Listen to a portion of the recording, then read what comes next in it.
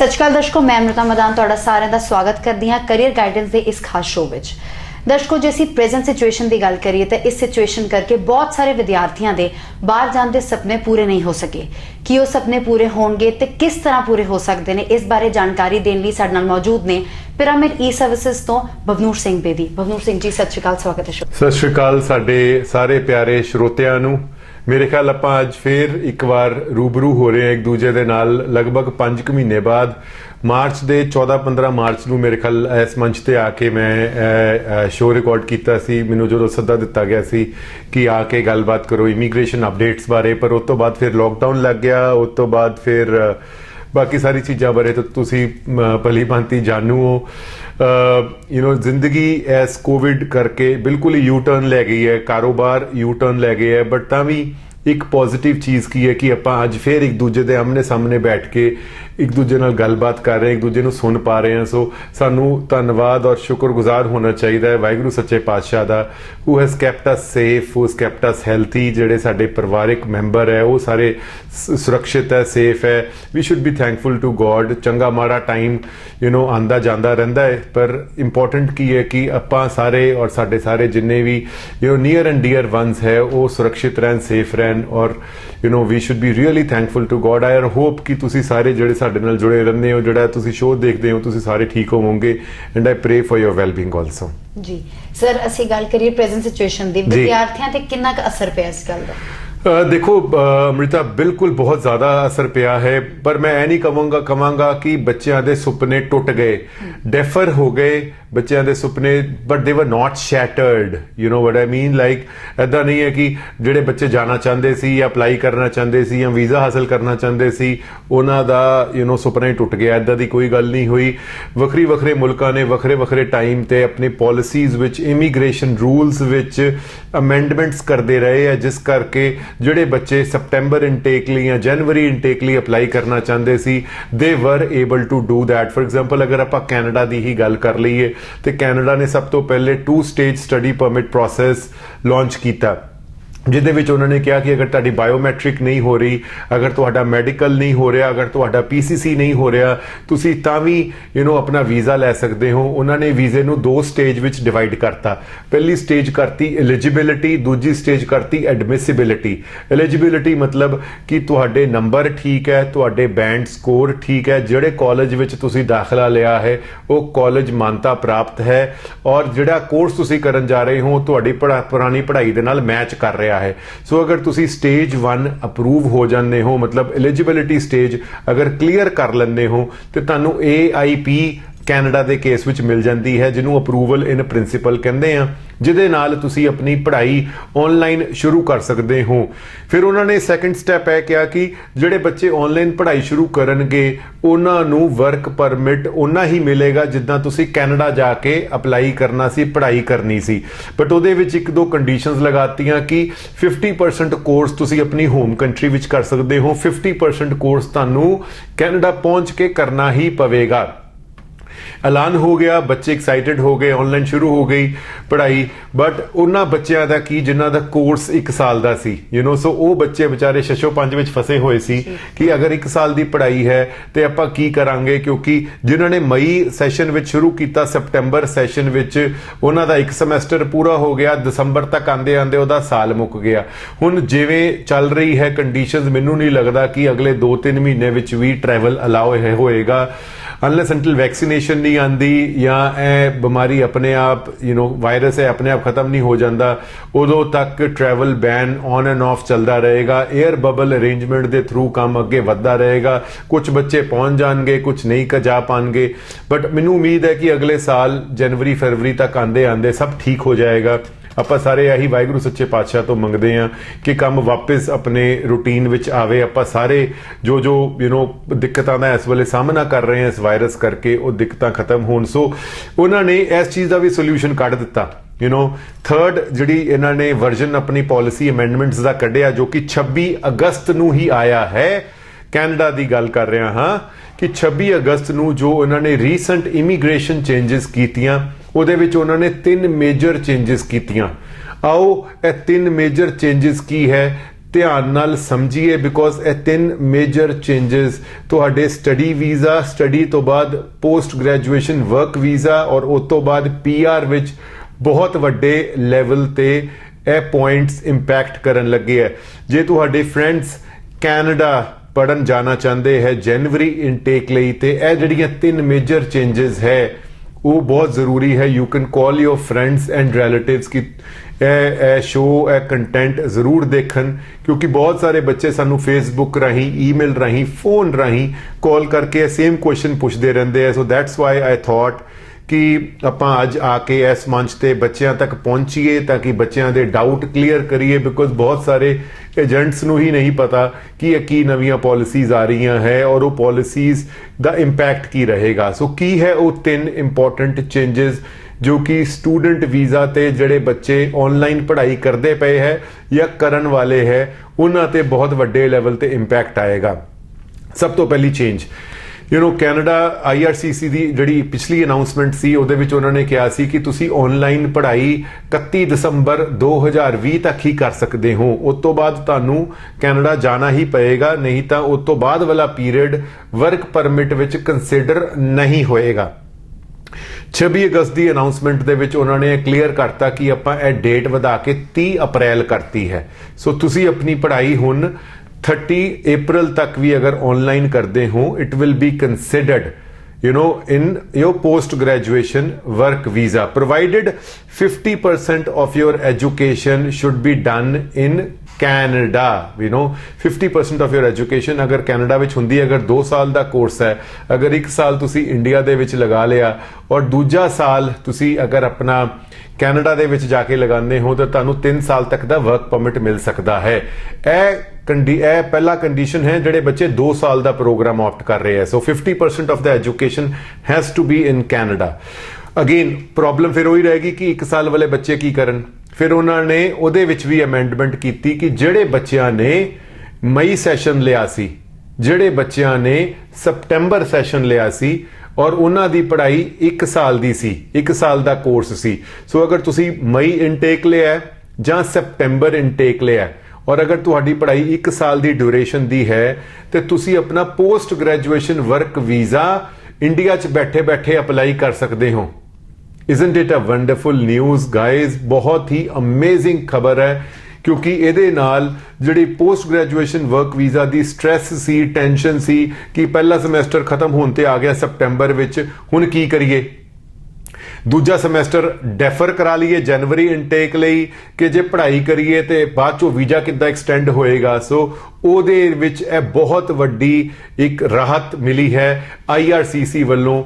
ਬਹੁਤ important announcement ਹੈ, ਇਹ ਬ੍ਰੇਕਿੰਗ ਅਨਾਉਂਸਮੈਂਟ ਹੈ। ਆਈ ਵੁੱਡ ਸੇ ਦੈਟ ਕਿ 1 ਸਾਲ ਦੇ ਬੱਚੇ ਜਿਹੜੀ ਪੜ੍ਹਾਈ ਕਰ ਰਹੇ ਹੈ ਇੰਡੀਆ ਵਿੱਚ ਬੈਠ ਕੇ, ਉਹ ਆਪਣਾ ਪੂਰਾ ਸਾਲ ਹੁਣ ਆਨਲਾਈਨ ਪੜ੍ਹ ਕੇ ਸਿੱਧਾ ਵਰਕ ਪਰਮਿਟ ਅਪਲਾਈ ਕਰ ਸਕਦੇ ਹੈ।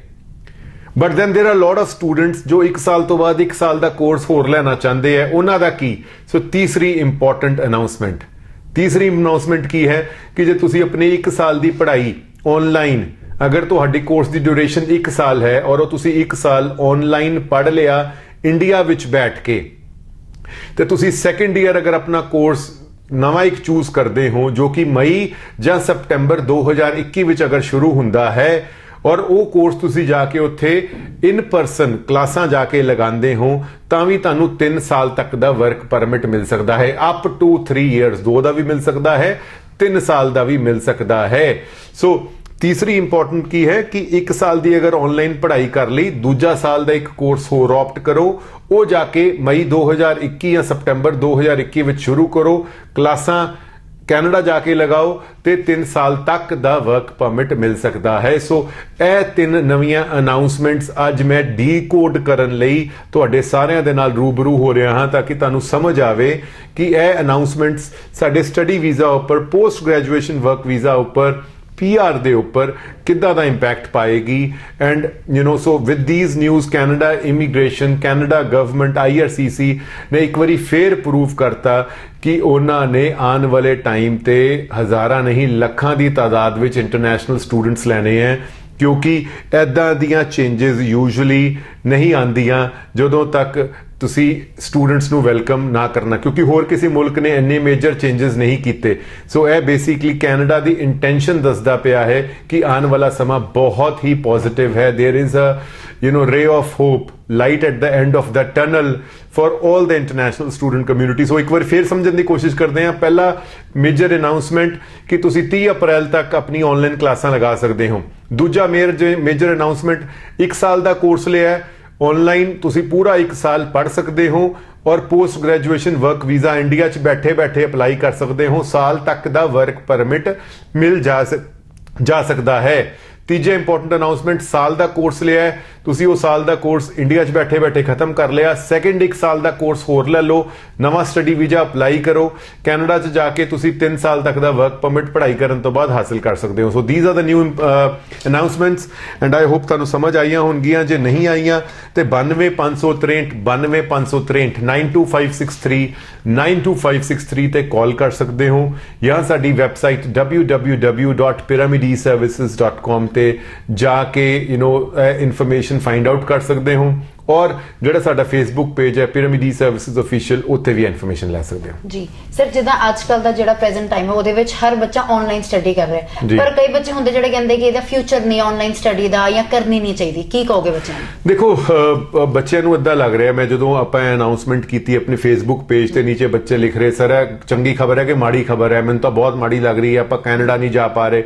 ਦੇਖੋ ਭਾਈ, ਉੱਥੇ ਨੌਕਰੀਆਂ ਇਸ ਵੇਲੇ ਮਿਲਦੀਆਂ ਨਹੀਂ ਪਈਆਂ, ਕਿਉਂਕਿ ਕਰੋਨਾ ਕਰਕੇ ਬਿਜ਼ਨੈਸਿਸ ਨੂੰ ਬਹੁਤ ਇੰਪੈਕਟ ਪਿਆ ਹੈ। ਜੇ ਤੁਸੀਂ ਸੋਚਦੇ ਹੋ ਕਿ ਉੱਥੇ ਜਾ ਕੇ ਜਾਂਦੇ ਸਾਰੀ ਡਾਲਰ ਪੇੜਾਂ ਦੇ ਲੱਗੇ ਤੋੜਨ ਲੱਗ ਪੂੰਗੇ, ਇਦਾਂ ਦੀ ਕੋਈ ਗੱਲ ਨਹੀਂ ਹੈ। ਇੱਥੇ ਮਾਪਿਆਂ ਨਾਲ ਬੈਠੇ ਹੋ, ਇੱਥੇ ਘਰ 'ਚ ਬੈਠੇ ਹੋ, ਕੋਈ ਖਰਚਾ ਨਹੀਂ ਹੋ ਰਿਹਾ। ਉੱਥੇ ਜਾ ਕੇ 1000 ਤੋਂ 1500 ਡਾਲਰ ਤੁਹਾਨੂੰ ਮਹੀਨੇ ਦਾ ਖਰਚਣਾ ਪੈਣਾ ਹੈ। ਤੁਸੀਂ ਇਹ ਸੋਚੋ ਕਿ ਆਨਲਾਈਨ ਪੜਨ ਨਾਲ ਜੇ ਇੰਡੀਆ ਦੇ ਵਿੱਚ ਤੁਹਾਨੂੰ ਵਰਕ ਪਰਮਿਟ ਅਗਰ ਮਿਲਦਾ ਪਿਆ ਹੈ ਔਰ ਤੁਹਾਡਾ 1000-1500 ਡਾਲਰ ਤੁਹਾਡਾ ਬਚਦਾ ਪਿਆ ਹੈ, ਤੇ ਆਪਾਂ ਆਨਲਾਈਨ ਕਿਉਂ ਨਾ ਪੜ੍ਹੀਏ, ਮੈਨੂੰ ਇਹ ਦੱਸਿਆ ਜਾਵੇ। ਦੂਜੀ ਗੱਲ, ਜਦੋਂ ਆਪਾਂ ਕਲਾਸਾਂ ਵਿੱਚ ਪੜ੍ਹਦੇ ਹਾਂ, ਕੋਈ ਸਬਜੈਕਟ ਹੈ ਸਾਨੂੰ ਸਮਝ ਨਹੀਂ ਆਇਆ, ਟਿਊਸ਼ਨ ਲੱਭਣ ਦੀ ਕੋਸ਼ਿਸ਼ ਕਰਦੇ ਹਾਂ, ਪੈਸੇ ਬਹੁਤ ਮੰਗਦੇ ਆ, ਬੱਚਿਆਂ ਨੂੰ ਪੁੱਛਦੇ ਆ, ਟਾਈਮ ਨਹੀਂ ਹੁੰਦਾ। ਜੇ ਤੁਹਾਨੂੰ ਇੱਥੇ ਕੋਈ ਸਬਜੈਕਟ ਸਮਝ ਨਹੀਂ ਆਉਂਦਾ, ਤੁਸੀਂ ਟਿਊਸ਼ਨ ਰਖਾ ਸਕਦੇ ਹੋ, ਬੱਚਿਆਂ ਨੂੰ ਪੁੱਛ ਸਕਦੇ ਹੋ, ਹੈਲਪ ਲੈ ਸਕਦੇ ਹੋ। so that is also an advantage। so ਜਿੰਨੀ ਪੜ੍ਹਾਈ ਇੱਥੇ ਤੁਸੀਂ ਖਤਮ ਕਰਕੇ ਉੱਥੇ ਜਾਓਗੇ ਉਨਾ ਹੀ ਤੁਹਾਡੇ ਲਈ ਐਡਵਾਂਟੇਜੀਅਸ ਰਹੇਗਾ। ਬਿਲੀਵ ਕਰੋ ਇੰਨਾ ਜ਼ਿਆਦਾ ਕਾਹਲੇ ਪੈ ਕੇ, ਦੇਖੋ ਅਲਟੀਮੇਟਲੀ ਤਾਂ ਜਾਣਾ ਹੀ ਹੈ। ਹੁਣ ਕੈਨੇਡਾ ਦੀ ਸਰਕਾਰ ਨੇ ਵੀ ਕਲੀਅਰ ਕਰਤਾ ਕਿ ਭਾਈ ਸਾਲ ਵੀ ਕਰ ਲਓਗੇ, ਵਰਕ ਪਰਮਿਟ ਅਪਲਾਈ ਕਰੋਗੇ, ਉਹ ਵੀ ਦਿੱਤਾ। ਦੂਸਰੇ ਸਾਲ ਦਾ ਕੋਰਸ ਵੀ ਅਪਲਾਈ ਕਰ ਲਓਗੇ, ਉੱਥੇ ਜਾ ਕੇ ਦੂਜਾ ਸਾਲ ਲਾ ਕੇ 3 ਸਾਲ ਦਾ ਵਰਕ ਪਰਮਿਟ ਮੰਗਿਆ, ਉਹ ਵੀ ਦਿੱਤਾ। ਸੋ ਇੰਨੀ ਪੋਜ਼ਿਟਿਵ ਅਨਾਉਂਸਮੈਂਟਸ ਤੋਂ ਬਾਅਦ ਵੀ ਜੇ ਆਪਾਂ ਆਨਲਾਈਨ ਕਲਾਸਾਂ ਨਹੀਂ ਸ਼ੁਰੂ ਕਰਾਂਗੇ ਤੇ ਆਉਣ ਵਾਲੇ ਟਾਈਮ ਤੇ ਜਦੋਂ ਆਪਾਂ ਸੈਕੰਡ ਸਟੇਜ, ਧਿਆਨ ਨਾਲ ਸਮਝੋ, ਫਰਸਟ ਸਟੇਜ ਜਿਹਨੂੰ ਆਪਾਂ ਐਲੀਜੀਬਿਲਿਟੀ ਕਹਿੰਦੇ ਆ, ਅਪਰੂਵਲ ਇਨ ਪ੍ਰਿੰਸੀਪਲ ਮਿਲੀ, ਅਪਰੂਵਲ ਇਨ ਪ੍ਰਿੰਸੀਪਲ ਤੇ ਆਪਾਂ ਕਲਾਸਾਂ ਲਾਣੀਆਂ ਸ਼ੁਰੂ ਕਰ ਦਿੱਤੀਆਂ। ਫਰਸਟ ਸਟੇਜ ਤੇ ਜਦੋਂ ਸਾਨੂੰ ਅਪਰੂਵਲ ਮਿਲਣ ਤੋਂ ਬਾਅਦ ਆਪਾਂ ਕਲਾਸਾਂ ਜੇ ਨਹੀਂ ਲਾਈਆਂ ਤੇ ਕੱਲ ਦੀ ਡੇਟ ਵਿੱਚ ਸੈਕੰਡ ਸਟੇਜ ਵਿੱਚ ਜੇ ਉਹਨਾਂ ਨੇ ਤੁਹਾਡਾ ਸਟੱਡੀ ਸਟੇਟਸ ਪੁੱਛ ਲਿਆ ਔਰ ਤੁਸੀਂ ਕਿਹਾ ਕਿ ਨਹੀਂ ਜੀ ਮੈਂ ਡੈਫਰ ਕਰ ਲਿਆ, ਤੇ ਤੁਸੀਂ ਆਪ ਸੋਚ ਸਕਦੇ ਹੋ ਕਿ ਸੈਕੰਡ ਸਟੇਜ ਵਿੱਚ ਪ੍ਰੋਬਲਮ ਆ ਸਕਦੀ ਹੈ। ਜੇ ਸੈਕੰਡ ਸਟੇਜ ਲੰਘ ਵੀ ਗਈ, ਜਦੋਂ ਵੀਜ਼ਾ ਆਫੀਸਰ ਕੋਲ ਪਹੁੰਚੇ ਔਰ ਉਹਨੇ ਕਿਹਾ ਕਿ ਭਾਈ ਤੇਰਾ ਵੀਜ਼ਾ ਆਇਆ ਹੋਇਆ ਅਗਸਤ ਦਾ ਤੇ ਤੂੰ ਹਜੇ ਤੱਕ ਸਾਡੇ ਕੋਲ ਤੂੰ ਆ ਰਿਹਾ ਜਨਵਰੀ ਦੇ ਮਹੀਨੇ ਵਿੱਚ, ਇਹ 6 ਮਹੀਨੇ ਤੂੰ ਕਲਾਸਾਂ ਕਿਉਂ ਨਹੀਂ ਲਾਈਆਂ, ਤੇ ਉਸ ਵੇਲੇ ਵੀ ਪ੍ਰੋਬਲਮ ਆ ਸਕਦੀ ਹੈ। ਸੋ ਮੈਂ ਇਹੀ ਅਪੀਲ ਕਰਾਂਗਾ ਆਪਣੇ ਸਾਰੇ ਬੱਚਿਆਂ ਨੂੰ, ਸਾਰੀ ਸਟੂਡੈਂਟ ਕਮਿਊਨਿਟੀ ਨੂੰ ਕਿ ਪਲੀਜ਼ ਆਨਲਾਈਨ ਕਲਾਸਿਸ ਲਗਾਓ। ਹਾਂ, ਅਗਰ ਕਾਲਜ ਇਹ ਕਹਿੰਦਾ ਹੈ that ਰਿਫੰਡ ਆਪਾਂ ਸੈਕੰਡ ਸਟੇਜ ਰਿਫਿਊਜ਼ਲ ਤੇ ਤੁਹਾਡਾ ਨਹੀਂ ਕਰਨਾ, ਜੇ ਤੁਹਾਡਾ ਸੈਕੰਡ ਸਟੇਜ ਵਿੱਚ ਰਿਫਿਊਜ਼ਲ ਆ ਜਾਂਦਾ ਹੈ ਅੰਮ੍ਰਿਤਾ ਜੀ, ਔਰ ਆਪਾਂ ਤੁਹਾਡਾ ਸੈਕੰਡ ਸਟੇਜ ਤੇ ਰਿਫੰਡ ਨਹੀਂ ਕਰਨਾ, ਫਿਰ ਉਹ ਤੁਹਾਡੀ ਮਰਜ਼ੀ ਹੈ ਕਿ ਤੁਸੀਂ ਰਿਫੰਡ ਅਪਲਾਈ ਡਿਫਰ ਕਰਨਾ ਚਾਹੁੰਦੇ ਹੋ ਕਿ ਆਨਲਾਈਨ ਕਲਾਸਾਂ ਲਾਣਾ ਚਾਹੁੰਦੇ ਹੋ। ਦੇਖੋ ਜਿੰਨਾ ਕੁ ਆਪਾਂ ਵੈਬੀਨਾਰ ਅਟੈਂਡ ਕੀਤੇ, ਜਦੋਂ ਹੁਣ ਰੀਸੈਂਟ ਇਮੀਗ੍ਰੇਸ਼ਨ ਕੈਨੇਡਾ ਨੇ IRCC ਨੇ ਵੈਬੀਨਾਰ ਕੀਤਾ ਸੀ, ਉਹਦੇ ਵਿੱਚ ਬਹੁਤ ਸਾਰੇ ਲੋਕਾਂ ਨੇ ਇਹ ਕੁਐਸਚਨ ਪੁੱਛਿਆ ਕਿ ਸੈਕੰਡ ਸਟੇਜ ਵਿੱਚ ਰਿਫਿਊਜ਼ਲ ਦੇ ਕੀ ਚਾਂਸਸ ਹੈ। ਉਹਨਾਂ ਨੇ ਕਲੀਅਰ ਕਰਤਾ ਕਿ ਸੈਕੰਡ ਸਟੇਜ ਜਿਹੜੀ ਐਡਮਿਸਿਬਿਲਿਟੀ ਸਟੇਜ ਹੈ, ਬੇਸਿਕਲੀ ਉਹਦੇ ਵਿੱਚ ਆਪਾਂ ਬਾਇਓਮੈਟ੍ਰਿਕ ਦੇਖਾਂਗੇ, ਉਹਦੇ ਵਿੱਚ ਆਪਾਂ ਮੈਡੀਕਲ ਦੇਖਾਂਗੇ, ਉਹਦੇ ਵਿੱਚ ਆਪਾਂ PCC ਦੇਖਾਂਗੇ। ਅਗਰ ਇਹ ਤਿੰਨੋਂ ਚੀਜ਼ਾਂ ਕਲੀਅਰ ਹੋ ਜਾਂਦੀਆਂ ਹੈ ਤੇ ਕੋਈ ਪ੍ਰੋਬਲਮ ਨਹੀਂ ਹੈ ਵੀਜ਼ੇ ਨੂੰ।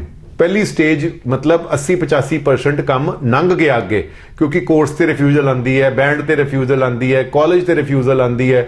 जे वो काम लंघ गया, जे तुहानू पता ही है कि तुहाडे ते कोई पुलिस केस नहीं चलता पाया, कोई परछा नहीं होया या कोई मैडिकल प्रॉब्लम नहीं है, फिर तो कोई प्रॉब्लम ही नहीं है, फिर तो ऑनलाइन ला लेनी चाहिए। बट अगेन मैं यही कहांगा, जे तुहानू लग रहा है कि second stage which college refund नहीं कर रहा, उन्हां दी रिफंड पॉलिसी मंगवाओ और प्लीज़ एजेंट नू ऐ कहो कि भाई तू बहुत सच्चा सुच्चा है, आपां तेरे ते यकीन करते हैं पूरा रब जिन्ना, पर तू सानू रिफंड पॉलिसी मेल कर, डॉक्यूमेंट लवो उत्तों। जे मेल नहीं कर सकता, तुहाडे कोल मेल नहीं हैगी, उन्होंने को मैनू लिखती विच रिफंड पॉलिसी दे, पता लगे तुहानू क्लासां लाने दे चक्कर विच कॉलेज शुरू करवा देवे और सैकेंड स्टेज विच कॉलेज कहंदा होवे कि आपां रिफंड नहीं करना, और उस केस विच जे किते रब ना करे कोई सैकेंड स्टेज विच रिफ्यूजल आ गई तो फिर मुश्किल तुहाडी है। इस करके रिफंड पॉलिसी अपने एजेंट्स और कंसल्टेंट्स तो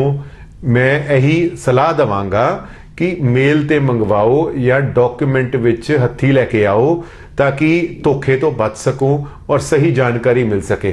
सर्च करो, कॉलेजेस की वैबसाइट ते जाओ, इमीग्रेशन पॉलिसीज देखो। हुण तुसीं बाहर जे जाण दा सोच ही रहे हो तो थोड़ी जी अपनी स्किल अपलिफ्टमेंट जरूर करो, अपनी अंग्रेजी इंप्रूव करो, अपने बैठन दा चलन फिरन दा, बोलन दा सलीका थोड़ा जिहा बदलो। If you are in Rome live like a Roman. जे कैनेडा अमेरिका आस्ट्रेलिया जाना ही है तो उदा दे मुल्क लिए आपां अपने आप नूं तैयार करांगे ते वधिया रवांगे। जी सर, नेक्स्ट इनटेक की जे गल करिए, जनवरी इनटेक है, एडमिशंस कदों तो शुरू हैं? मैम देखो, जनवरी इनटेक दी एडमिशंस ऑलरेडी शुरू हो चुकी हैं। काफ़ी कॉलेजेस ने सुनन झटपटा लगूगा कि कहता है कि साडे कोल कुछ कोर्सेज अवेलेबल नहीं है। वो इस करके नहीं है क्योंकि ਜਿਹੜੇ ਬੱਚੇ मई च नहीं जा सके उन्होंने सितंबर च डैफर ले ली, ਜਿਹੜੇ सितंबर च नहीं जा सके उन्होंने जनवरी च डैफर ले ली। सो जे तुसी कोई अच्छा कॉलेज अच्छा कोर्स चाहते हो तो इमीडिएटली अप्लाई कर दो। कॉलेजेस और यूनिवर्सिटीज़ ये भी समझते हैं कि बहुत सारे बच्चे IELTS का एग्ज़ाम नहीं दे पा रहे हैं पैंडमिक करके, इस करके कंडीशनल ऑफर लैटरां दे रहे हैं। सो चाहे तुसी 12वीं कीती है, चाहे तुसी ग्रैजुएशन कीती है, चाहे तुसी पोस्ट ग्रैजुएशन कीती है, IELTS विच अगर 6.5 है, 6 5.5 है, 2 विच 5.5 है, कोई प्रॉब्लम नहीं है। वीज़े भी आंदे पे है। पिरामिड ई सर्विसेज दे सितंबर सैशन लई 400 तो उपर AIPs अप्रूवल आ चुकियां है, लगभग 400 तो उपर। हजे 650 फाइलां 700 फाइलां हजे अंदर पईयां हुई हैं। बट ऐदा नहीं है कि रिफ्यूजल बिल्कुल नहीं आ रहा, 40-50 रिफ्यूजल भी आए हैं। 450 दे मगर 40 रिफ्यूजल भी आई हैं। सो उन्होंने बच्चों मैं ये एडवाइस करूंगा कि अपनी फाइल थोड़ी जी होर रीडू करो और वापस फाइल लाओ, जिहड़ी कमी पेशी है वो दोबारा तो करो। जे किसी होर तो रिफ्यूजल आई है एक बार कंसल्ट करो और दोबारा तो अपनी फाइल अपनी फाइल एम्बेसी विच लगाओ, क्योंकि लगभग 90-95% बच्चों को AIPs मिलदियां पईयां हैं, जो कि बहुत ही अमेजिंग चीज़ है। सो जनवरी इनटेक दी एडमिशनस लई 92563 92563 92 563 ते कॉल करके जनवरी सैशन वास्ते टोरंटो, वैंकूवर, मैनीटोबा, क्यूबैक किसी भी कॉलेज विच किसी भी शहर विच जाना है, पिरामिड ई सर्विसेज नाल राब्ता करो and we will be able to get you admitted. छेती ऑफर मंगवावांगे और एट द सेम टाइम अगे फाइल टाइम से प्रोसैस करके तुहाडा केस जल्दी फाइल करांगे ताकि तुसी अपना कैनेडा जाने का सुपना पूरा कर सको। और होर एक बहुत इंपॉर्टेंट चीज़ है छोटी जी Amrita, but that is something to give back to the society, क्योंकि पैंडमिक करके लोगों दियां जेबां ते असर पिया है। तो पिरामिड ने की डिसाइड किया कि जिहड़ी साडी कंपनी की फीस है वो आपां ऑलमोस्ट वेव ऑफ करती है।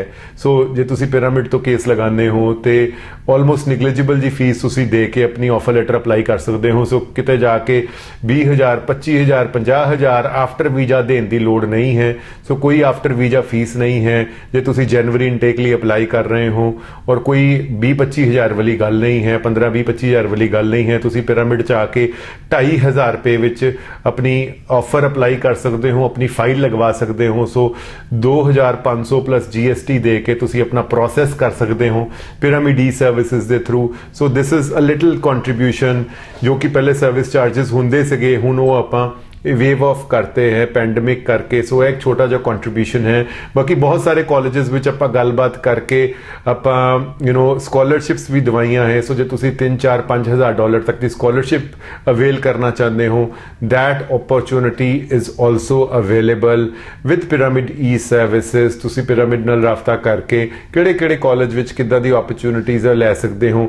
ਜਿਵੇਂ ਮੈਂ ਪਹਿਲੇ ਦੱਸਿਆ ਕਿ 6.5 ਬੈਂਡ ਵੀ ਹੁਣ ਐਡਮਿਸਿਬਲ ਹੈ, ਅਪਲਾਈ ਕਰਕੇ ਵੀਜ਼ਾ ਵੀ ਆ ਰਿਹਾ ਹੈ 6.5 ਬੈਂਡ ਨਾਲ। ਜੇ ਗ੍ਰੈਜੂਏਸ਼ਨ ਕੀਤੀ ਹੈ, MBA ਕਰਨ ਜਾਣਾ ਚਾਹੁੰਦੇ ਹੋ ਤੇ 5 ਸਾਲ ਤੱਕ ਦਾ ਗੈਪ ਵੀ ਐਲੀਜੀਬਲ ਹੈ। 12ਵੀਂ ਵਾਲੇ ਬੱਚਿਆਂ ਲਈ 3 ਸਾਲ ਤੱਕ ਦਾ ਗੈਪ ਐਲੀਜੀਬਲ ਹੈ।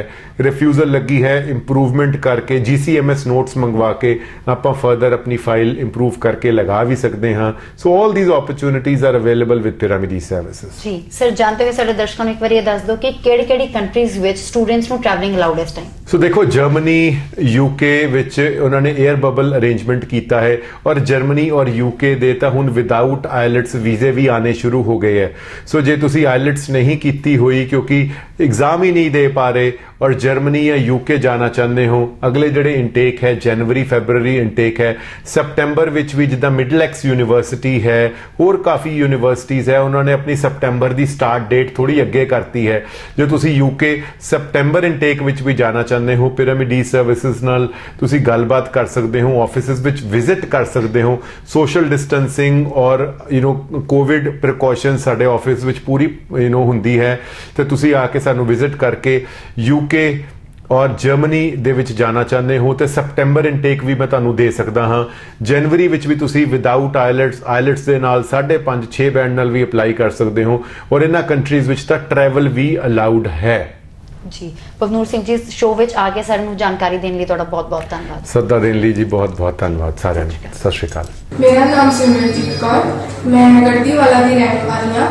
ਮੈਂ ਕੈਨੇਡਾ ਵਿੱਚ ਲੈਂਪਟਨ ਕਾਲਜ ਵਿਖੇ ਪੜ੍ਹਾਈ ਕਰਨ ਲਈ 29 ਮਈ ਨੂੰ ਪਿਰਾਮਿਡ ਤੋਂ ਅਪਲਾਈ ਕੀਤਾ ਸੀ ਤੇ ਹੁਣ ਮੇਰਾ AIP 14 ਅਗਸਤ ਦੀ ਤਰੀਕ ਨੂੰ ਮਿਲ ਗਿਆ ਹੈ ਤੇ ਹੁਣ ਮੈਂ ਆਪਣੀ ਪੜ੍ਹਾਈ ਨੂੰ ਸ਼ੁਰੂ ਕਰ ਸਕਦੀ ਹਾਂ। ਮੈਨੂੰ ਉਮੀਦ ਹੈ ਕਿ ਮੇਰਾ ਸੈਕੰਡ ਸਟੇਜ ਵੀ ਜਲਦੀ ਹੀ ਕਲੀਅਰ ਹੋ ਜਾਵੇਗਾ।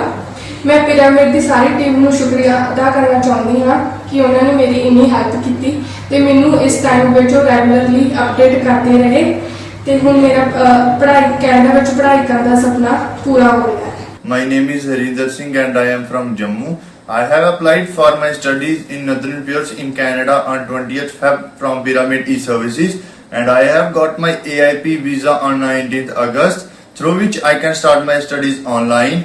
I hope that my second stage will clear soon and I am thankful to the whole Pyramid e-Services team who gave me the regular update of my file.